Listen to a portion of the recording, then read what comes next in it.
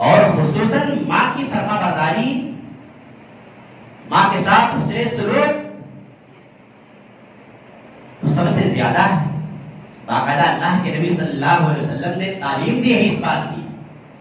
ایک صحابی ابو ہریرہ رضی اللہ تعالیٰ عنہ روایت کرتے حدیث اس طرح ہے، عن ابی ہریرہ رضی اللہ عنہ قال جاء رجل الى رسول اللہ صلی اللہ علیہ وسلم فقال یا رسول اللہ من احق بحسن صحابتی قال امك قال ثم من قال امك قال ثم من قال امك قال ثم من قال ابوك۔ صحیح بخاری کتاب الادب۔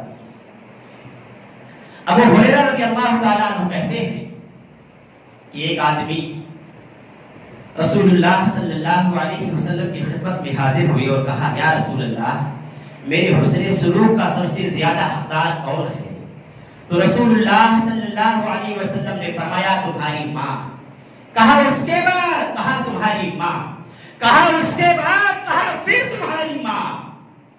کہا اس کے بعد؟ کہا تمہارا باپ۔ ماں کا حق 3 گنا زیادہ ہے باپ سے، لیکن کتنے ایسے بدقسمت اور بدنصیب ہیں کہ اپنی ماں کو مارتے ہیں، اپنی ماں کو برا بھلا کہتے ہیں، گالی گلوچ دیتے ہیں۔ کتنے ایسے بدقسمت لوگ ہیں، رسول اللہ صلی اللہ علیہ وسلم نے ماں کا 3 گنا زیادہ حق بتایا ہے باپ سے،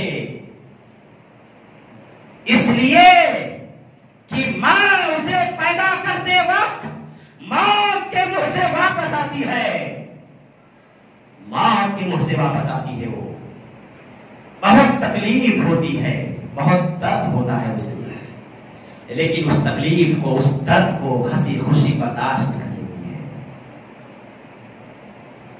اس لیے ماں کا درجہ باپ سے 3 گنا زیادہ ہے، لیکن کتنے ایسے بدقسمت ہیں کہ ماں باپ کو مارتے ہیں، گالی گلوچ کرتے ہیں، برا بھلا